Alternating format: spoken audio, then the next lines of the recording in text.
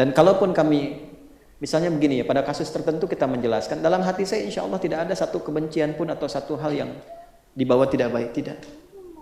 Ya, kalaupun sekarang ada perdebatan rame misalnya, mohon izin saya tidak berusaha selalu ya untuk tidak pernah membawa sifat-sifat yang tidak baik.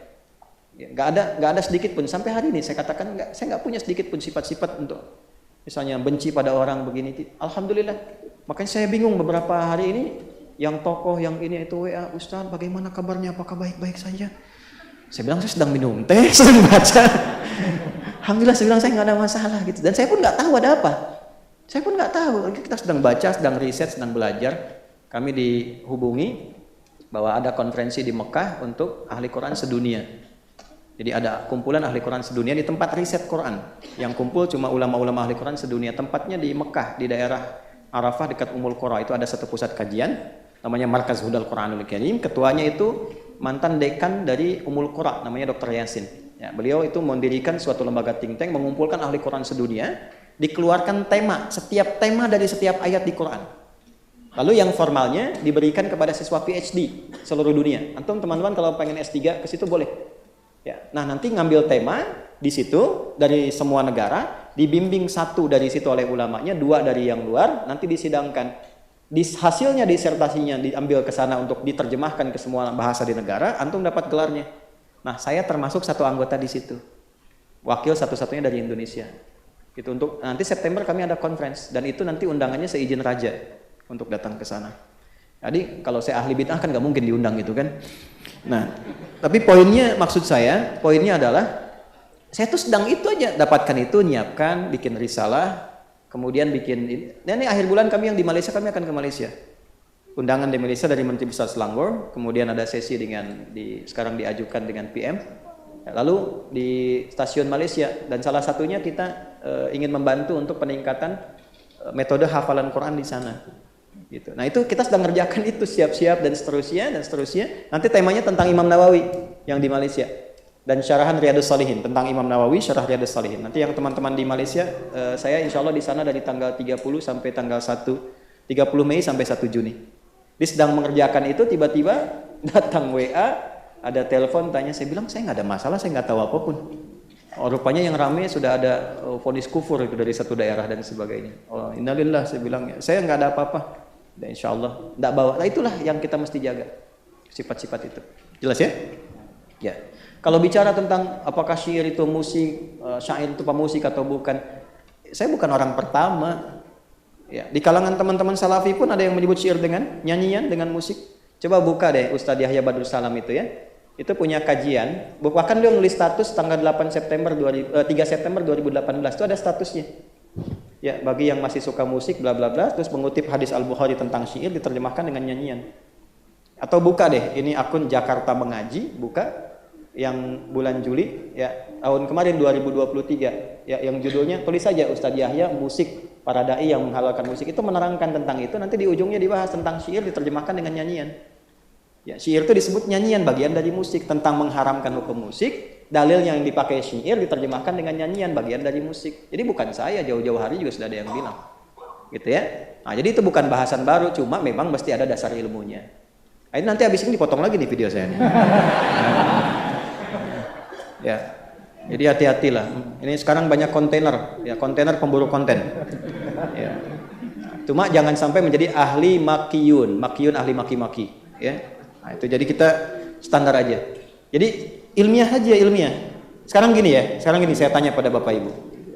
Saya di Hidayat, ditanya hukum musik apa, lalu saya jelaskan. Saya menjelaskan pendapat ulama. Ini pendapat ulamanya, karena saya mesti jujur. Kita ditanya kan nggak boleh sembunyikan. Celaka kalau saya sembunyikan. Saya jelaskan hukumnya begini, yang menghalalkan ini batasan-batasannya. Dalilnya ini, ulamanya ini, sanadnya begini, kitabnya ini. Saya sebutkan sampai kitabnya. Yang mengharamkan begini, dalilnya begini, alasannya begini, ini seperti ini. Ini seperti ini. Sedangkan sikap saya terhadap musik, karena saya ini senangnya Quran, cintanya Quran, insya Allah ahli Quran, saya tidak cocok dengan musik, nggak suka musik. Kalau saya jauhi. Dan saya melarang murid-murid saya yang ahli Quran untuk mendekati musik. Tahu? Ini Zaki ini murid saya nih, dari 4 tahun ngaji. Alhamdulillah sampai selesai Quran. Kan? Pernah nggak Buya bilang tuh dekati musik? Nggak pernah. Alhamdulillah beliau juara kemarin. Nggak boleh sebut lah. Udah. Itu ya. Alhamdulillah. Dan saya selalu larang, saya bahkan larang yang ikut kompetisi lagi ya, sudah. Supaya menjaga, supaya tetap jaga sifatnya, niatnya dan sebagainya. Coba saya terangkan hukum, saya jelaskan sikap saya, kenapa saya yang salah? Kan jadi masalah. Setelah dijawab itu pindah lagi kepada persoalan lain. Kan? Oh ini nggak bisa bedakan musik dengan syair, lalu saya jelaskan lagi. Dan bukan cuma saya yang jelaskan demikian. Orang yang tahu, ini ada Kiai Haji Saiful Islam Mubarak. Beliau itu S1-nya Al-Azhar di jurusan bahasa Arab. S2 S3-nya ahli Quran di tafsir Quran dari UIN Sunan Gunung Jati. Menjelaskan juga tentang itu dan sama persis dengan saya penjelasannya karena background kami sama. Ngajinya sama. Tidak ada perbedaan di situ. Setelah saya jelaskan, ngajar lagi yang lain, nggak akan berhenti. Nggak akan pernah berhenti. Jadi nggak usah bikin klarifikasi. Kita itu ngajar, bukan tuh bikin klarifikasi. Walaupun nanti habis ini kontennya klarifikasi lagi. Kita itu menerangkan pada orang begini caranya. Bukan tujuan mengklarifikasi. Nggak ada kerjaan klarifikasi itu. Kita ngajar itu untuk menyampaikan ilmu, bukan untuk berdebat dengan orang lain. Kalau mau debat, bukan di sini sesinya. Hadir antar guru datang, duduk. Bagusnya di MUI supaya ada yang lain menyimak, duduk semuanya. Atau di Kemenak bikin forum. Kami dulu biasa dari kecil kami. Dari di pesantren begitu. Kita duduk, ketemu, bahas. Ya, saya di Timur Tengah, di Libya. Itu bukan cuma dengan muslim, dengan non-muslim. Antum kalau tahu Rowan Williams yang menikahkan Kate Middleton itu kami tuh ada satu duduk diskusi di satu panel yang sama. Dan tidak ada masalah di situ. Tidak ada masalah. Nanti lari lagi. Di mana ditemukan surat musik? Gak ada satupun menyebut ulama dari salaf mengatakan surat pemusik. Ini kan sudah logical fallacy, salah berlogika. Bapak Ibu, musik itu bahasa apa? Bahasa Indonesia sekarang. Diserapnya dari bahasa apa? Bahasa Yunani, bukan bahasa Arab. Nggak dikenal kata musik dalam bahasa Arab. Itu serapan sekarang. Musik itu dari bahasa Yunani, muse. Asalnya dari mitologi. Zeus punya anak perempuan 9. Disebut Muses. Zeus. Sekarang sedang ada masalah sampai Zeus pun ikut di online. Ya. Nah, Muses itu dewi-dewi musik. Ada dewi puisi, Clelio, itu ya. Kemudian sampai 9 jenis dewinya. Itu ahli di bidang musik. Diseraplah ke dalam bahasa menjadi musik, dari musis jadi musik. Di bahasa Arab gak dikenal itu. Di zaman Nabi gak ada istilah musik. Zaman Nabi sebelum lahir kata musik itu gak ada. Yang ada cuma 5 kata yang maknanya sama dengan musik yang disebut sekarang. Apa itu? Satu hida atau huda, yaitu irama lagu untuk mengarahkan hewan, menggembala hewan. Yang kedua, senandung-senandung umum lagu disebut ghina. Makanya bab musik sekarang disebut fikul ghina, ya, bab tentang nyanyian, tentang lagu. Kalau umum sifatnya. Nah, kalau pakai notasi khusus, ada 16 notasinya disebut dengan bahar, disebutnya syair. Di syair itu disebut syair, itu bukan syair dalam pengertian bahasa Indonesia. Jadi gini, kalau pahami bahasa Arab jangan pakai KBBI. Kamus Besar Bahasa Indonesia yang nggak nyambung. Bahasa Arab pakai bahasa Arab, bahasa Indonesia pakai bahasa Indonesia. Jadi kalau kita membahas dengan istilah bahasa Arab, gunakan pendekatannya bahasa Arab. Itu yang dipakai supaya jelas. Nah, syair itu disebut syair, itu syaratnya 5. Yang pertama itu zatu afkar, ada ide, ada renungan, ada rasa. Yang kedua ada uslub, ada gaya bahasa. Ketiga fasohah, ada kefasihan. Nah, keempat ada khayal, imajinasi. Yang kelima itu yang kita sebut musik, ada notasi iqa namanya dulu itu, ada 16. Ya, notasinya balokotnya ada 16 disebut dengan bahar. Ada tawilun lahudunar buhuri fadailu fa'ulun mafailu kifa nabki min dzikra habibin wa manzili bisaqtili wa baina dakhuli fahaumali. Ya, kalau diiringi musiknya disebut dengan ma'azif, alat-alatnya, alat-alat iramanya. Kalau pakai alat, ya, yang kita sebut sekarang dengan alat musik itu alatnya. Bedakan alat dengan musiknya, beda. Kalau pakai alat itu disebut alatnya ma'azif. Kalau orang nyanyi pakai alat disebut azif. Kalau tanpa alat disebut dengan, kalau ada notasi 16 disebut syair. Kalau nggak pakai notasi bebas disebut ghina. Kalau untuk hewan disebut hida. Kalau bikin konser, festival diperdengarkan disebut sama. Itulah 5 kata. Jadi nggak ada kata musik. Adanya hida, yang kedua ghina, yang ketiga syair, yang keempat azif, yang kelima adalah sama. 5 kata ini yang diterjemahkan sekarang kepada terjemah musik. Jadi kalau Anda ngaji kitab, Anda nggak akan temukan kitab ulama dulu menyebut musik itu nggak ada. Yang ada itu ghina, yang ada itu syair. Makanya di Al-Bukhari disebutkan Nabi SAW mengatakan, la'amla'anna, lebih bagus seseorang itu memakan atau meminum nanah dibandingkan memenuhi perutnya dengan syair. Diterjemahkannya dengan musik dengan nyanyian. Di bab pengharaman dengan kasus tertentu. Jelas nggak sampai sini? Nah, jadi kalau Anda katakan cari surat pemusik sampai zaman Nabi, yang akan ditemukan karena orang dulu nggak kenal namanya musik. Kalau syu'ara kenal. Syu'ara itu jamak dari syair. Syair itu yang memiliki syair, yang pakar di bidang syair. Syair itu jenis musik nomor 3, tingkat paling tinggi. Karena yang bisa syair harus bisa 16 notasi. Kalau nggak bisa itu nggak bisa masuk kategori syair. Orang disebut syair. Nah, syair ini bahasa Arab, bukan bahasa penyair bahasa Indonesia. Kalau penyair orang Indonesia, ya bahasa Indonesia itu yang bisa sajak. Ya, karyanya untuk sajak, yang iramanya rima, itu bahasa Indonesia. Kalau bahasa Arab disebut syair itu dia kalau ada notasinya, ada iramanya, ada iqa'nya. Ilmunya disebut dengan arud. Nah, saya alhamdulillah itu S1 itu jurusannya di situ. Bahkan kami menulis kitab, menulis buku tentang arud, namanya Minhatul Jalil fi Ta'rifi Arudil Khalil. Tapi kalau beda memahami nggak apa-apa. Saya memahami seperti itu. Syu'ara itu bukan cuma penyair, tapi penyair yang tahu tentang musik disebut musisi. Kalau Anda menafikan definisi ini, Anda nggak akan pernah tahu hukum musik. Coba saya balik tanya, apa hukumnya musik? Anda bilang halal, Anda bilang haram. Temukan kata musik, langsung disebutkan musik haram, musik haram, musik halal. Temukan kata musik di Quran dan di hadis, nggak akan ketemu. Karena semua hukum yang terkait dengan kata musik itu 5 katanya. Hida, rina, syair, azib atau ma'azib, yang kelima sama'. Nah, itulah yang diterjemahkan ke dalam bahasa Indonesia dengan musik sekarang. Jadi kalau pemusik, surat para pemusik gak akan ditemukan. Sama dengan begini, coba cari surat gajah. Surat gajah cari. Sebutkan kitab-kitab ulama salaf yang menyebutkan kitab surat gajah, gak akan ditemukan. Ibu jawab alfil, alfil itu bahasa Arab, Bu. Alfil, alam tara kaifa fa'ala rabbuka bi ashab bifil. Alfil itu artinya gajah. Jadi kalau Anda sebut surat gajah pakai bahasa Indonesia, satu namanya. Tapi kalau Anda alfil merujuk pada bahasa Arabnya. Ada nggak surat sapi betina? Silahkan cari, itu terjemahan.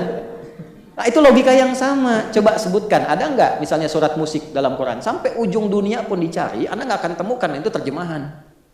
Tapi kalau Anda ingin carinya dalam bahasa Arab, bahasa Qurannya, ditemukanlah asy-syu'ara. Anda beda pendapat, ya nggak apa-apa, saya pun menghargai Anda. Tapi ketika Anda mencela dan menjatuhkan, itu problem. Itu poinnya. Itu kan? Saya punya dalil, Anda punya dalil, kita punya latar belakang, kita belajar. Beda pendapat, biasa saja. Tapi ketika mencela, menuduh, maka ini konsekuensi yang tadi.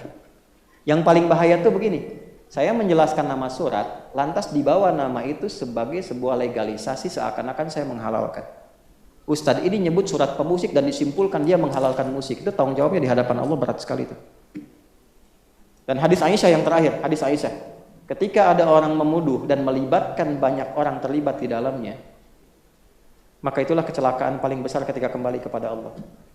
Seseorang memberikan statement, lantas terlibat orang banyak di dalamnya untuk saling menuduh dan sebagainya, maka itu kezaliman paling besar yang disebutkan Nabi SAW. Itu ada di Sahih Sunan Ibnu Majah yang ditahqiq oleh Syekh Albani.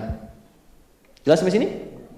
Nah, jadi itu nanti kapan-kapan saya bikinkan buku lah kalau ada waktu. Nanti supaya jelas Anda baca. Kalau sepakat ya nggak apa-apa, tidak sepakat pun tidak apa-apa. Jangan menghalangi kita minum teh berdua. Ya, kalau Anda laki-laki, kalau perempuan tidak. Nah, jadi pertama tutup bab ini, selesai. Ya, dan saya pun tidak ingin komentar-komentar lagi masalah itu. Saya tutup, selesai. Dan saya menghimbau kepada semuanya, sudah abaikan saja, jauhi saja, jangan banyak berdebat. Kalau Anda tidak sepakat, ya hormati. Kalaupun sepakat, ya silakan, alhamdulillah, rajut silaturahim di antara seluruhnya. Gak usah bikin konten. Saya pun tidak berminat bikin konten 41, 42, 43 untuk apa? Nggak ada kerjaan. Udah. Dan gak usah rendahkan orang. Ya. Dan gini, kalau mau diskusi yang ilmiah, jangan kita bawa kitab nggak nyambung. Saya menyampaikan kitab Murujud Zahab, karya Al-Mas'udi. Beliau itu ahli sejarah, nggak ada hubungan sama akidah. Nggak ada hubungan sama akidah. Kok yang dibahas akidahnya? Tapi yang paling lucu, judulnya dibaca, isinya tidak. Kan repot, lalu disimpulkan akidahnya ini. Lalu dihubung-hubungkan, orang ini Syiah atau bukan, dan itu untuk apa? Sementara Anda bikin skripsi, dari referensinya yang keempat itu ngambilnya dari orang Yahudi. Ya. Will itu yang diambil skripsinya, referensi yang keempat itu dari orang Yahudi. Sekolahnya itu di tempat Wharton School. Wharton School itu punyanya orang Israel. Israel Club, yang sekarang hasil dari situ dipakai untuk jadi peluru nembakin anak-anak Palestina. Kan tidak mungkin saya berkata gelar Anda didapatkan dari satu sumbangan untuk membunuh anak-anak Palestina, kan nggak mungkin, itu tidak ilmiah. Itu buruk gitu. Nah, itulah cara berpikir yang tidak tepat. Tapi jangan jadikan sebagai sandaran untuk menjatuhkan orang, nggak boleh. Ya, saya tetap referensikan kok teman-teman ngaji dengan siapapun. Bahkan teman-teman siapapun saya pernah sebut kan, silahkan ngaji dengan Ustadz Fulan, ngaji dengan Ustadz Fulan, saya sebut nama-namanya. Ya, kita harus objektif, terbuka, fair. Kalau ada kebaikan, kita tunjukkan, referensikan. Sebab begini, kalau bapak ibu hanya fanatik pada satu dan dilarang pada yang lain ketika salah, itu bahaya. Misal. Kalau saya mengatakan misal saja, dan itu salah, dan Anda fanatik dengan saya, itu bahaya. Misal saya katakan, Bapak Ibu, rukun wudhu itu cuma wajah dan tangan sampai siku. Itu yang pokok misalnya, selebihnya itu sunnah misalnya. Dan itu salah. Karena rukun wudhu itu ada 6. Dan 4 itu jelas dituliskan dalam Al-Quran. Dari mulai wajah, tangan sampai siku, basuh kepala sampai kaki, sampai kedua mata kaki. Lalu tertib, 6 rukun. Lalu saya sebutkan 2, dan itu jelas salah. Lalu Anda fanatik dengan saya, diluruskan orang, Anda nggak akan terima dan bela saya, itu bahaya. Itu bahaya. Nah, jadi kalau saya mengajar mampu mendekatkan Anda pada Allah, kemudian Anda belajar bertambah pengetahuan dan benar sumbernya, silahkan amalkan. Tapi kalau pengajaran saya tidak membuat Anda dekat dengan Allah dan menjauh dari pengetahuan, cepat tinggalkan saya, cari guru lain yang lebih baik. Jelas? Baik, terakhir, semoga kita dirahmati oleh Allah Subhanahu wa taala, diberikan kasih sayang yang mendalam. Saya menghimbau, ada isu besar yang sekarang kita mesti bantu untuk praktek. Sebagai penutup, kami mungkin antara Senin atau Selasa akan meninjau ke Luwu di Sulawesi. Teman-teman sedang terkena banjir, jadi sibuk macam-macam, kita lupa dengan saudara sendiri. Terus sudah lebih dari 15 orang wafat, meninggal. Terus masih ada yang di gunung, belum dievakuasi. Evakuasinya mesti pakai helikopter. Terendam, masjid-masjid banyak yang terendam, jembatan. Kami sudah kontak dengan otoritas terkait, sudah di assessment. Nanti teman-teman yang mau ikutan nanti kita sampaikan. Ya, sementara kami tangani dulu, nanti sudah selesai apa yang recovery nanti kita sampaikan. Karena nanti ada masjid yang harus dibangun ulang, ada jembatan. Nah, itu lebih penting untuk kita perhatikan selain aspek-aspek lainnya. Allahumma taqabbal minna innaka antas sami'ul 'alim wa tub 'alaina innaka antat tawwabur rahim. اللهم ربنا آتنا في الدنيا حسنة في الآخرة حسنة وقنا عذاب النار اللهم وفقنا بما تعلمنا وفقنا لنعمل ما تعلمناه وبارك لنا فيما عملنا ya arhamar rahimin. Ya Allah, beri kami kemampuan untuk memahami apa yang kami pelajari, beri kami kemampuan untuk mengamalkan apa yang telah kami pahami, dan berkahi setiap apa yang telah kami amalkan dari apa yang telah kami pahami. Allahumma ya Allah, dullana ala khairin tarbahu. Ya Allah, tunjukkan kami pada segala jenis kebaikan yang Engkau ridai wa tuhibbu dan Engkau cintai. Allahumma a'rid anna mimma tukrihu ya Allah, dan jauhkan kami, palingkan kami dari segala yang Engkau tidak sukai dan segala Rasul-Mu ya Allah yang tidak Dia sukai. Bi fadlika subhana rabbika rabbil izzati amma yasifun wa salamun alal mursalin wa akhiru da'wana subhanaka Allahumma rabbana wa bihamdika asyhadu an la ilaha illa anta nastaghfiruka wa natubu ilaik. Walhamdulillahi rabbil alamin.